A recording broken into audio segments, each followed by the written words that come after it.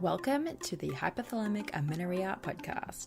I'm Danny Sheriff, your host, certified fertility awareness practitioner, functional nutrition counselor, and founder of the HA Society, and of course, an HA recovery coach who has walked where you currently are walking.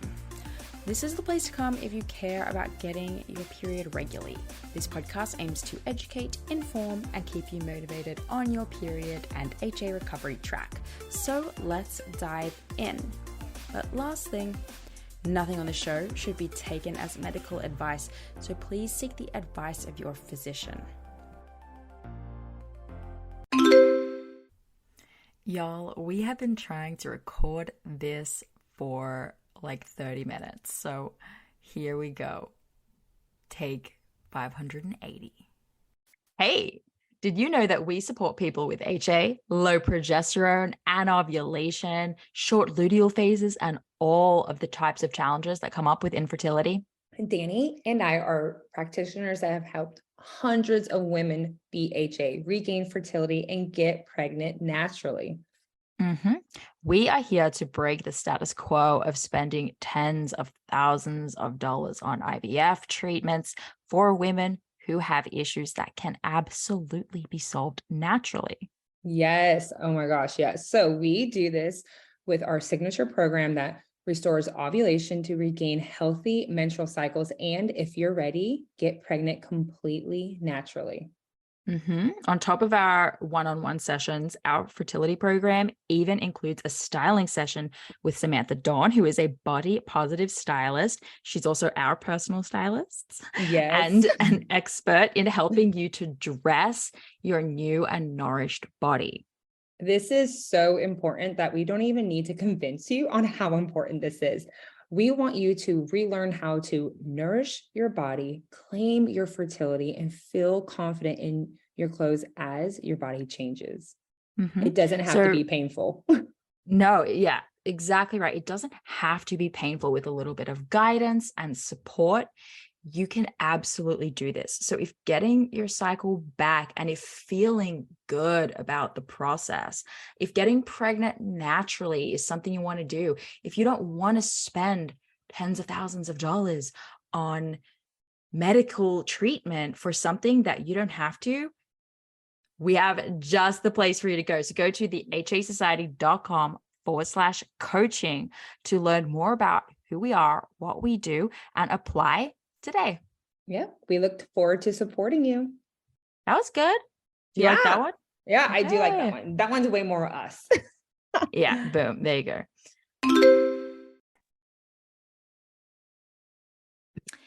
Hey guys, welcome back to the Hypothalamic Amenorrhea podcast. I have a different kind of recovery story for you guys today, but it's gonna be great. Hear me out. Haley Smith. She is a nutritionist and certified FAMM practitioner. So I know her personally because we went through the FAMM practitioner certification together. So that's kind of like what our connection and what brings her into the show. And she specializes in helping women find answers to their sub-fertility, which by the way is like the first time I've heard that term. And I love it because it's like just not quite optimal. You know what I mean? So she's on a mission to serve women who have never been taught how their fertility works, which is most people, or given agency on their own journey to conception in general. So she does this by bringing in a step-by-step process to helping women understand their menstrual cycle, restore their fertility at the root cause level, and conceive naturally. Welcome, Haley. Thank you for having me. I'm so happy to be here. Yeah. I'm so excited because definitely we have very similar approaches to helping women with these issues. And I think that we both like firmly believe that you need to have your foundational stuff in check for fertility before you go down this whole like treatment route. Absolutely. So I appreciate that's something I'm really passionate about. On the show. Yeah. I mean, just to speak to that, like I think of our fertility, if the bones of our house are stable and steady, anything else you try to do is going to crumble. So I know us going through the same certification, that was the root of it, of we have to get these foundational factors in place before anything else. So yeah. Yes. And so you reached out because you're like, I think I have a story to tell that is like relevant to your audience. And I was like, yes. Because in the certification that we were in, we did, and the afterwards, like the alumni group, we would just all check in with like our own charts and stuff too. Like it was very much about us as well, and not just about our clients and our practice. And you were kind of like live letting everyone watch you go through your own sub-fertility journey, which is so cool. And like, first of all, I appreciate that from you, because a lot of people think like, I have to totally have it together before I can do this work. And that is so far from the truth. And in fact, the only way you can truly help people is by having your very own experience and understanding in it. So props. But yeah, that was fun to watch. And so I'm excited to just have you here to kind of start from the beginning for us about like, what is your story? I don't think you have an actual story with HA, but definitely on the spectrum. And what is your story, and from the beginning through to like where you are today, and how and why as a result you have the mission you have. So just like begin. Yeah. Oh gosh. And that's something I learned from you right away, is if it wasn't for you, I wouldn't have ever deemed myself to have HA, but to be on that spectrum is very, very real. And that was new perspective to me. And it does start from the beginning. And I think it is important to start 10 plus years ago, just to give the full context. I grew up in Southwest Michigan here in the United States, small town. Growing up, my parents were really adamant about us playing sports. So my two loves were soccer and cross country. Soccer first, cross country second. Grew up from, I don't know, we started playing soccer when we were like 5 years old. So a really young age. Come middle school, I learned that I was a good runner and I could run.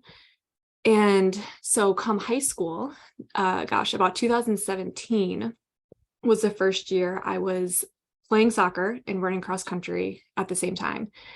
And it was in the fall of 2007. That was the first time I lost my period. And I think I first got my period, menarche, was around 8th grade. So a couple years before.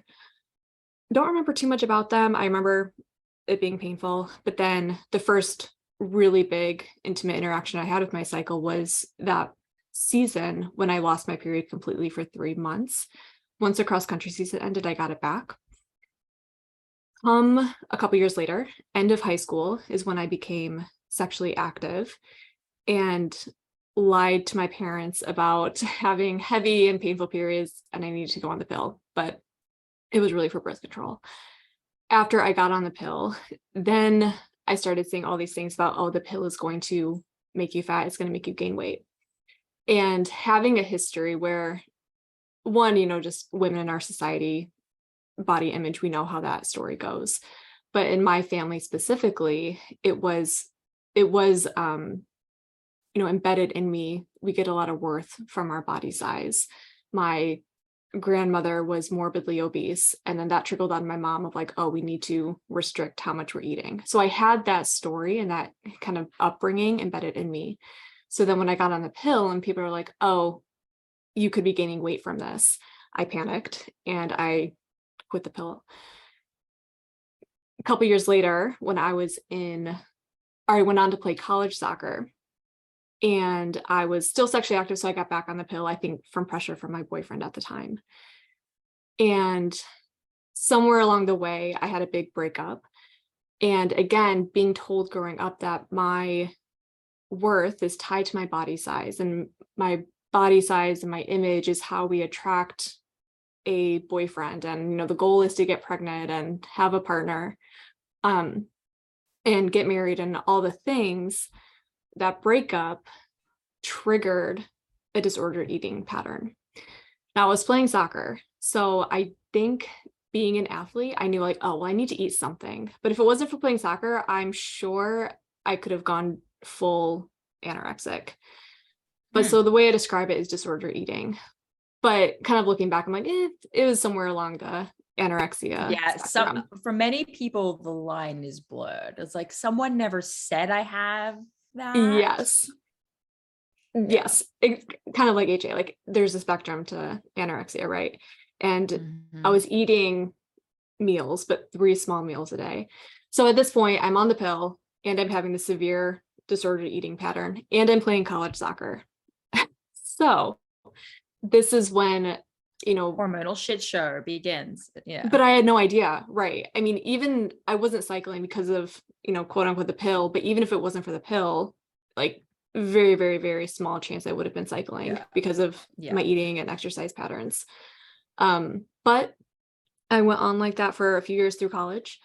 Come 2014, I started dating a different guy who was very holistically minded. And he was like, why are you putting the pill in your body? And I was like, oh, I don't know. So I quit the pill cold turkey and had a health crisis. Everything blew up.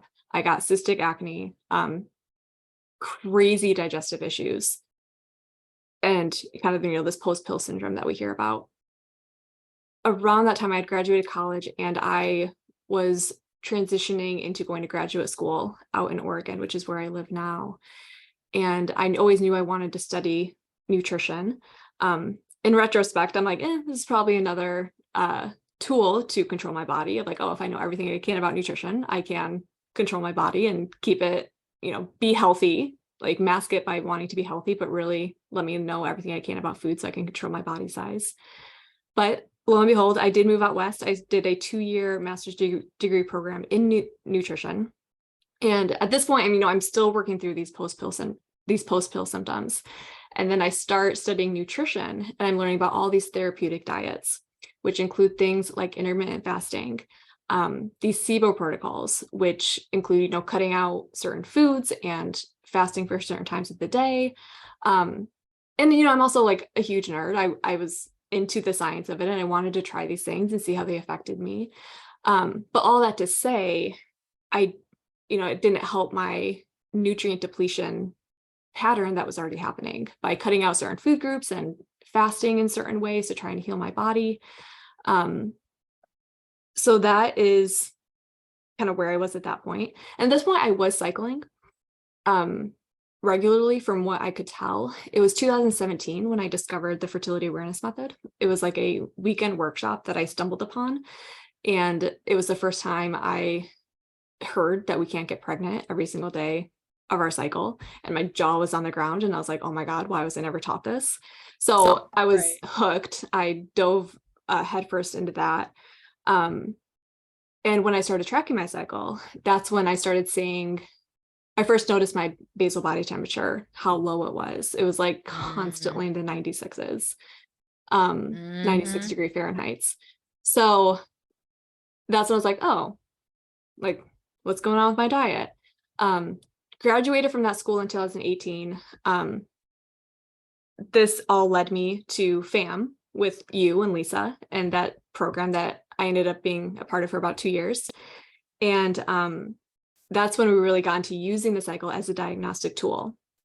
And at that point, again, my cycles were about 30-ish days, but what I learned to discover is like, I never had any cervical mucus. My temperatures were chronically low. And I'm attributing that just like, all the years I described of like these really depleted nutrient stores. And so I've made dietary changes, got my temperatures up to a healthy range, really that I attribute that to eating more protein, specifically more animal-based protein. Still never had a lot of cervical mucus. That was always something I was constantly working on with Lisa. Brings me to 2022, so about a year ago. And what I know you and I kind of think of as our foundational factors, sleep, exercise, stress management, and diet, all went to shit. Everything, I went through a really stressful breakup. Again, thinking back to the pattern from college, that triggered some disordered eating patterns. I decided I was going to run a half marathon because I needed something to get me out of my house. I was also coming out of a winter time in the Pacific Northwest, so very dark, very rainy, very depressing. And so all that to say, from about March 2022 to November 2022, through tracking my cycle, I know that I did not ovulate for about 8 months. And I attribute that to the stress I was going through, the training for a half marathon, under eating, and just this level of anxiety I'd never experienced before. So all of that to say, and then that's where you kind of saw me go through that journey in 2022. And it's where I'm at today, and what I just recently recovered from in the last 6 months or so. So I'll pause there. I know that was a lot. No, so it's and to provide context as well to our listeners who don't fully know like what we're talking about when we talk about like the FAMM parameters, like the temperatures being low and stuff. So you don't have to completely lose your period to be on hormonal struggle street, right?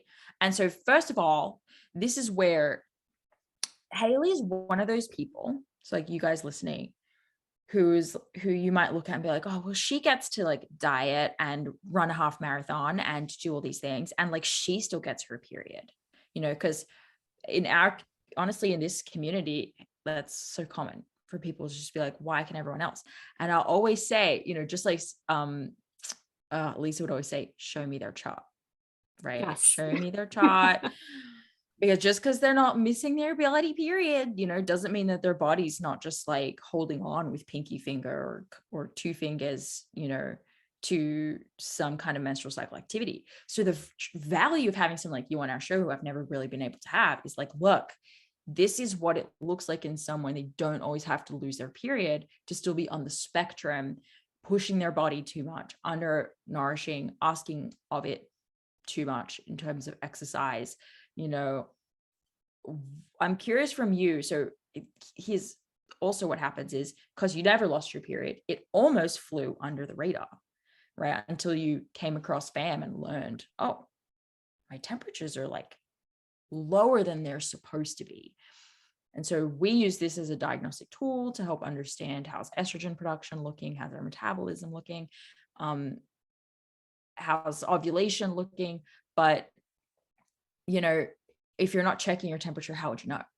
So that's like so fortunate and so lucky.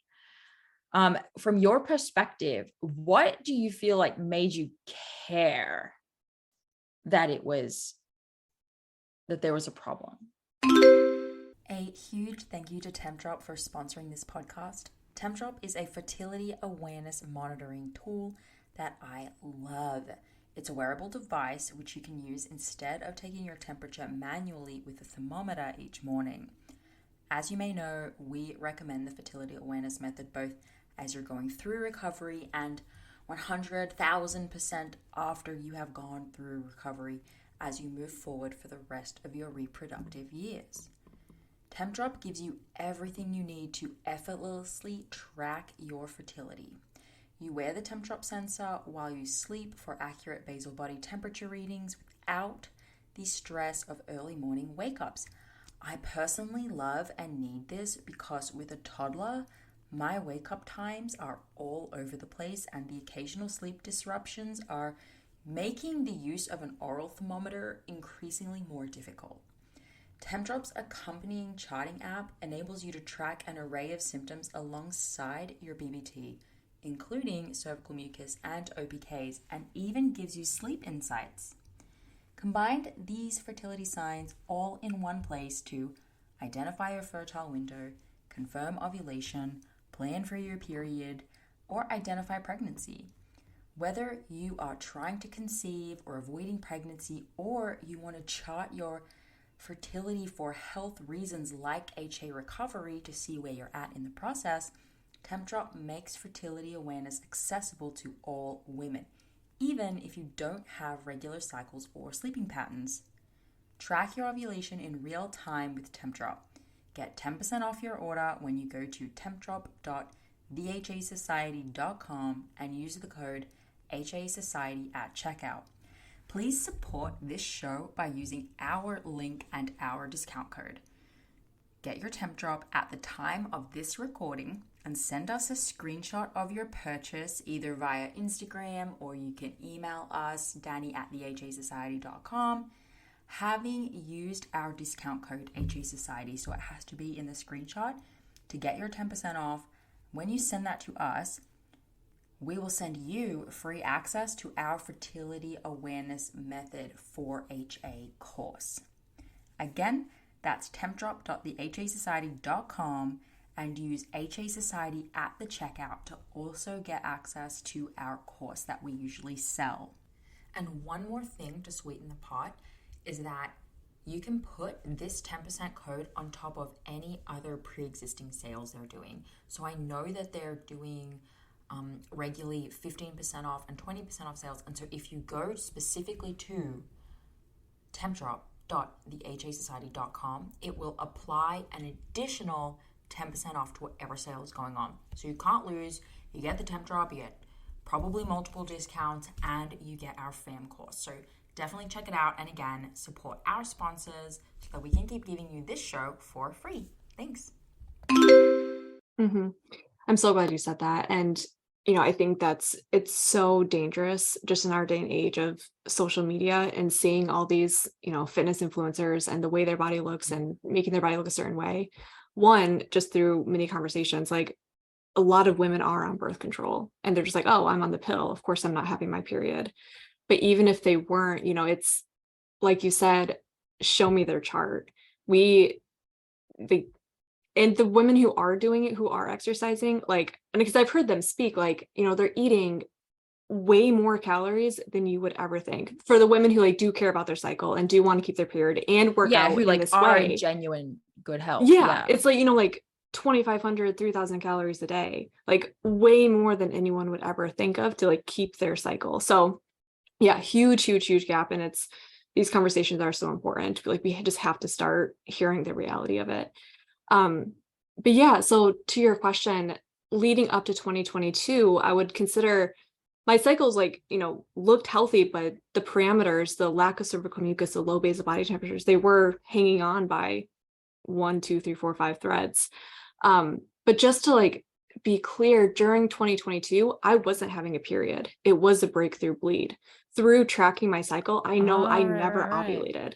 And I know, because I've explained this story before and I want to be really clear, I was still bleeding, but there's a big difference between a breakthrough bleed and a period. And an anovulatory period. It was an anovulatory bleed. Exactly. And the only way I would have known that was through tracking my cycle, because I never saw the temperature rise. It was pre-ovulatory temperatures, which, my temperatures historically were 97.4 degrees Fahrenheit before ovulation, but while training for the half marathon, they dipped back into the 96s, which I had never seen for a couple of years. And then I would never get a temperature rise.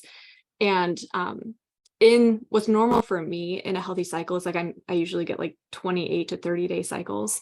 But then the first big hint was when I was training for the half marathon, I started bleeding after 20 or 21 days and without any temperature rise. So for 8 months, I had a breakthrough bleed.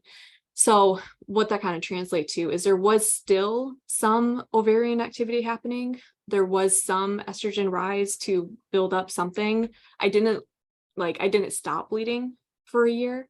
But I did lose my period in a sense. Like you said, it was on the spectrum. And, what motivated me, one, before the half marathon, before 2022, I'm a huge nerd and just knowing the benefits of having your parameters in a certain range. Because what we're talking about is our metabolic health, which trickles down into everything. We know our menstrual cycle is this 5th vital sign. And if my cycle is this way, then it's going to trickle into other areas of health. And another important piece of this is I'm not currently on a conception journey, but I do know I want children someday. So preserving my fertility is really, really important to me. And what was interesting in 2022, in retrospect, and kind of look at this experiment, while I was having these 8 months of breakthrough bleeds, I was also having the most anxiety I'd ever had in my entire life. And if we think about that from a hormonal perspective, I was never having that progesterone rise. Progesterone was this really, really low for almost a year.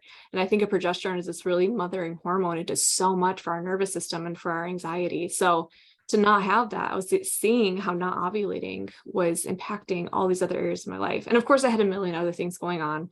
There was outside stressors and a million things, but I didn't have the support of my hormone fluctuation I would have if I was cycling.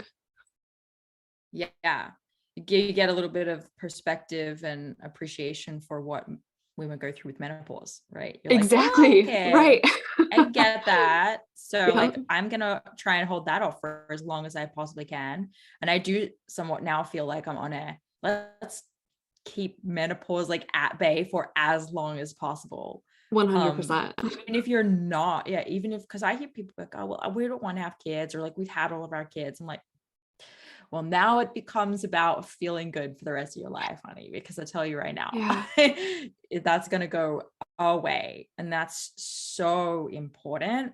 So yeah. Okay. You basically had the awareness to know, okay, this is important. And, you know, I've been doing all of these things in the pursuit of health. Whoops. That was not actually what health was. I have to like redefine what that looks like. And now you have this like amazing tool that is the fifth vital sign. As you said, that you can kind of like objectively look at, instead of the stories that we tell ourselves of like, this is what I need to do. Like, this is the best thing for me. No. Well, that's the power of charting, right? Because it's like I was looking, it was right in front of my eyes of like my body like going down really, really fast. Like I was watching my temperatures just tank, no cervical mucus whatsoever, just like completely dry. And I'm like, eventually like, why am I doing this to my body? Why am I depleting myself in this way? Right. And it's like, it's charting, like it's right in front of your face. You know, your body doesn't lie. I couldn't rely on the story of like, oh, I'm running, I'm, you know, eating in this way, I'm losing weight, whatever, that's healthy. But it's like, no, your body is telling you a completely different story. You're tanking, like you're nosediving really, really fast. And like eventually that voice in my head became louder of like, why am I doing this to myself? And I did, you know, and this was before I actually ran the race, and I did follow through. I did run the race. But once that was done, it was like, you know, complete 180 shift. I'm like, okay, how can I care for my body in the best way possible right now? Yeah. It gives me chills sometimes to think about like all the women going through that moment. And it's typically, I think it's not always like an instantaneous moment. It's more, and I want to hear, because this is my next question.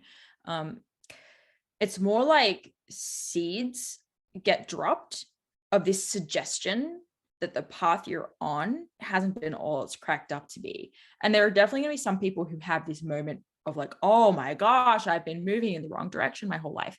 But most of us are like, like I tell this story a lot, but when I first ever heard like about HA and that this is what I had, and I started looking into it, and I heard the first person on the internet somewhere suggest maybe like having body fat is okay, and like maybe you don't need to be super lean. And I remember being like, that is objectively the stupidest thing I've ever heard. You know, like I don't understand, like that's no. And I think I was on a walk, and I think I even said out loud no, like to myself. I really truly remember that. So it was these small, but I kept listening, you know, to those people and what they were saying. So there's like this little part of your brain that's just like, huh? And no one, until you're ready to hear it kind of thing, no one can tell you or convince you what you're doing is wrong, like until you have it said in the right way with the right evidence. So what I love about, like having the chart and seeing it for what it is you have this story of like, I'm doing all the things that I've been told are good, and I'm getting thumbs up from everyone around me about all of the things that I'm doing. So I'm very confused. But now you're looking at the chart and like the evidence is there. And so your brain has to like compute everything. And that takes a long time for some people. I'm curious for you. what was that journey of like, hang on, this is the problem? Like, this isn't actually working. And it sounds like, you kind of knew, but you still kept doing some stuff, and you kind of knew, but you still kept, it's like, tell me about that experience. You made such a good point. And I mean, that's 100% true for me too, is, in 2022, I was the deepest into my career, up until that date. I had all this training. I had my master's degree. I had my certification. I have years of like real world experience. And I still chose to run a half marathon and undereat. Like, I knew this. I heard, like you were saying, the little seeds along the way. Like, Lisa repeated these things every single week. I objectively knew this. But then it took experiencing it for myself and to it be that in my face, like smack me of like, no, this is true. And, to your point, we hear like, oh, gaining weight is healthy for fertility and blah, blah, blah. And it's like, oh, that doesn't apply to me. I can still run a race. I can still undereat. I'll be okay. I can still get pregnant. But yeah, you're exactly right. And, in retrospect, of course, like this experience is what I needed to take it more seriously. And also, it's helped me understand where my clients are coming from, and supporting women on a fertility journey.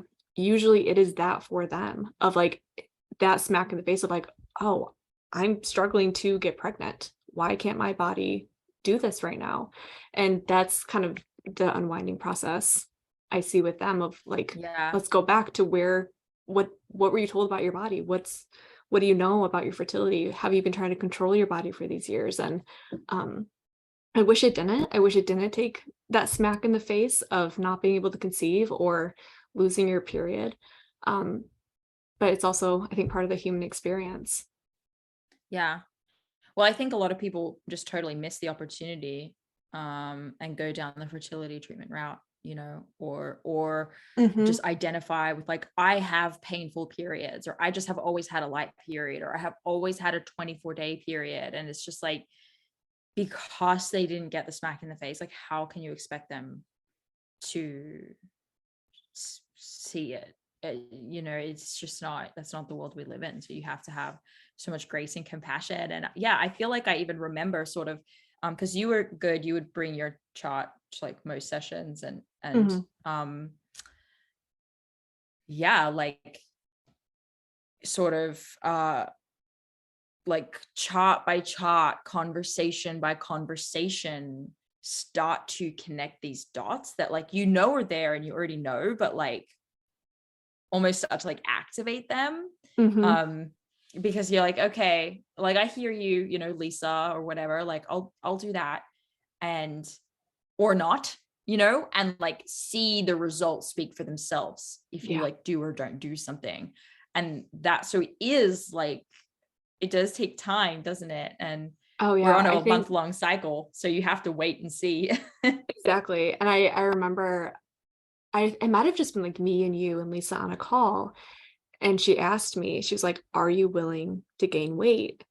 I was like, my body froze. I started sweating. I think I like stumbled over my words, and I was like, I don't even know what I said. But it was a big turning moment for me of like, oh, this is still a pattern that is here for me to unwind. And, throughout the race, I was tracking my food and making sure I was eating enough protein, quote unquote, even if my calories like weren't there. But, it was from that moment when she asked me that question that I, stopped tracking all food, started practicing intuitive eating again, and started this road to recovery. But it was a bunch of little things pieced together that did it for me. You know what, like that hard questions that like moment, because that moment, it's a simple question, right? But it's that disordered eating or eating disorder, that literally never even allowed you to bring the question up for yourself. It's very fascinating how the brain works. Like, you could probably have come to that conclusion for someone else, but for you, it's just like not even on your radar, because it's like, and that's what any history of eating disorder, because they just do not go away. They get, you learn to navigate them, they get more quiet, but they will literally hide stuff from you. So like we talk about blind spots all the time. It's not very sexy selling point, but we try, like in our copy for our pages and stuff, it's like, we will help you find your blind spot. And I don't think people see the value because they don't know they have blind spots. Yeah. But they do. And we all have fertility blind spots. And it does take someone with who is direct, but with compassion, you know, to say, how'd you feel about weight gain? Because I think that's where we're at. And oftentimes that's all you need. Have a little cry about it. It's not what I want to do, you know, but then finally you can change it. Yeah. Yeah. And that's amazing. And it's no small feat because, you know, speaking for myself, like we are up against years and years and years of messaging and you being told how your body should look and you being told that you are only worthy if you are this certain size. And this is how you get a partner. And this is how you get power, status in your career, whatever. Like we are up against years of messaging. Like, you know, even from like coming out of the womb, like how did my mom eat while she was pregnant? And the messaging that I would like, it can go so deep. It can go so deep. And this can be like generations deep. So the work you're doing is so powerful to take a bird's eye view and ask these questions that nobody has ever asked someone. And it's hard. It's hard. It's going to be the hardest thing you ever do. But the liberation and freedom that can come from it is really worth it. For real. Yeah. So with that, you know, tell me about how like the desire for you to come into the fertility space happened to you, because obviously it happened before you even had this realization, because you were in the FAMM certification and like you're already doing this work with clients. So I feel like I missed that point where you pivoted into this direction. That's a good question. You know, fertility, it's been something that has kept me on the edge of my seat for so many years. In undergraduate, I have a bachelor's degree in exercise science. And my final year of undergrad, I started doing research into how exercise and nutrition affects gestation. So when a mom is pregnant, what's its impact on his baby? So I don't know where the interest came from. It's always just been so, like, it gives me chills. It keeps me like, I'll stay up late reading about it. Sidetrack. Do you know a lot about that topic? Some. It's one of my favorite topics. We should do a second episode sometime. Just talk I'd about love that. to.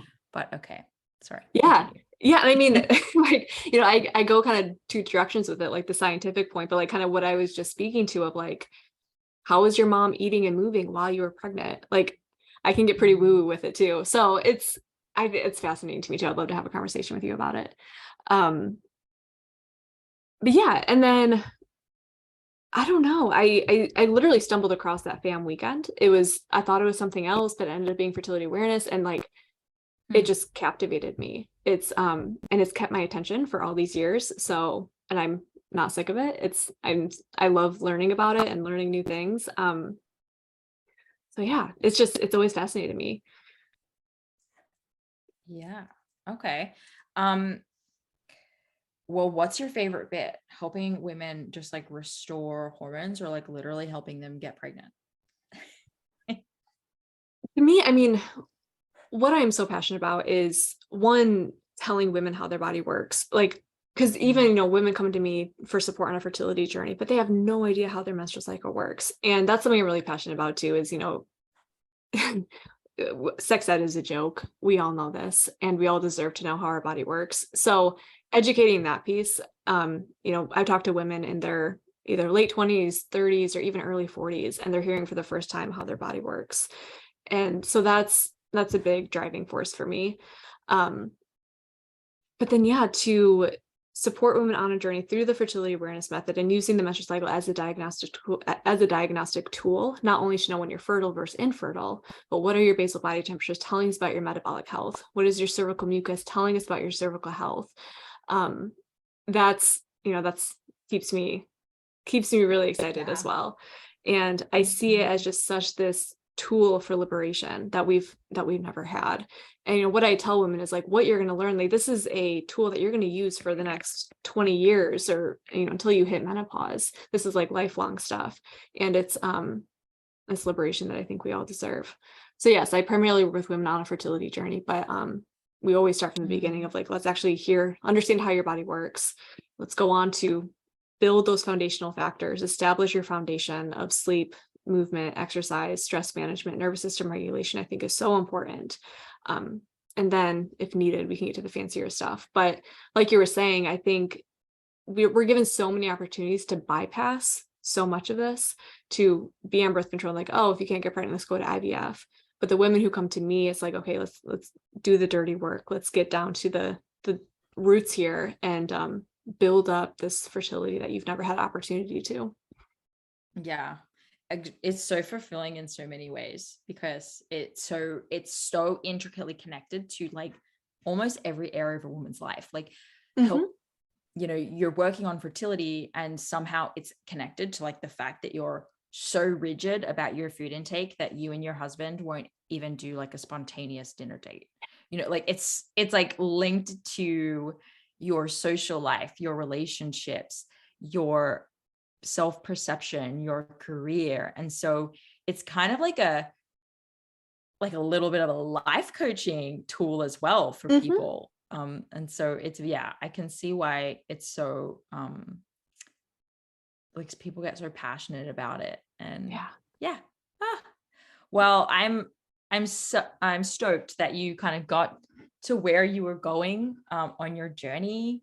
I remember all of your protein increases, you know, all of it. Big. That's where it's at, guys. Like, pro tip, if you don't do anything else, just for the love of all that is good, eat some protein. I recently heard something. I think I was watching a continuing education lecture for PCOS, and the speaker said, when you start eating enough protein, everything in your life changes. I was like, that's pretty accurate. It's so true. I know. I honestly think I've had like 2 clients ever where I've looked at their initial food logs and been like, oh, you're on top of protein. Yeah. You know, but typically it's because they're like, oh, from the other side of the spectrum and they're like bodybuilders, you know, and so it's like everything else is really low. But yeah, it is like when you just get it all in check. Yeah. You know, it's a huge one. So that's everyone's takeaway. Now, Haley, you like, where can people find you and sort of who is your ideal person? Like, who do you specifically work with? Yeah, so a lot of women who find me are women who have been on a conception journey for 3-6 months, maybe a year to 2 years plus, and they don't know why it's not happening. They're confused.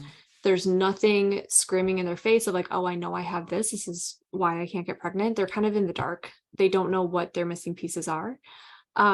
So I love working with those women who just have no idea. Their labs are coming back normal. The doctor isn't giving them any direction.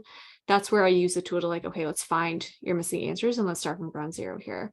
So unexplained infertility, and kind of like you were explaining at the beginning, I really work to first shift that mindset of infertility. I don't think it serves anybody. I think it's a phrase that came up for medical diagnostic tools and insurance billing. But you know, I truly believe a very, very, very small percentage of women are actually infertile. There's no hard data on it, of course, but less than 2%. That's why I really want to start integrating this term of sub-fertility, because unless you have hit menopause or post-menopause and you are in your reproductive years, there's a very strong chance you can't conceive. We just haven't found the answers yet. And you haven't asked someone to give you the patience and to get in the weeds with you and find that missing answer. So I'm really passionate about that. And that's what I get really fired up about when women are willing to come in and get in the weeds and find the missing answers.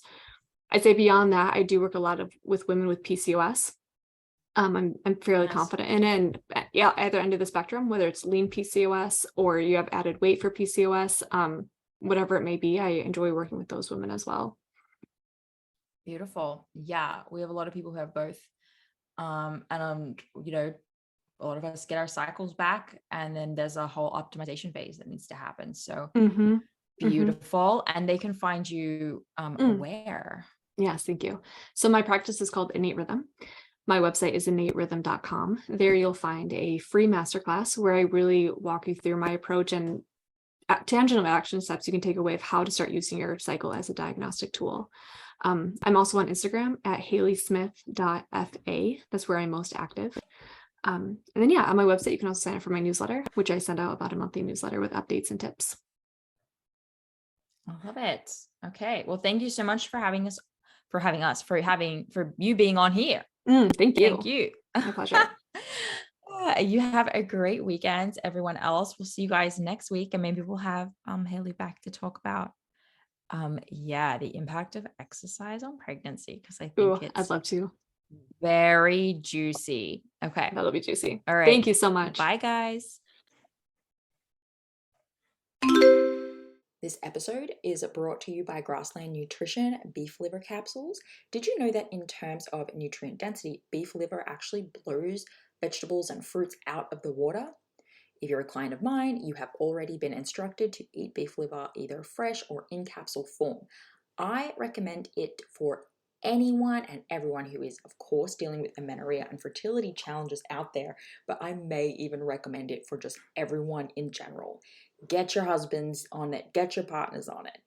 If you have a history of HA and add on top of that maybe a history of the pill, maybe you've been pregnant before, through treatments or other, your body's been through anything, you're absolutely 100% dealing with a nutrient deficiency of some kind. And while it's true that testing is going to be the best way to understand those exact deficiencies, eating nutrient-dense, real food is going to be one of the most important next steps that you take with or without testing. So I've been using and recommending Grassland Nutrition beef liver capsules for years now.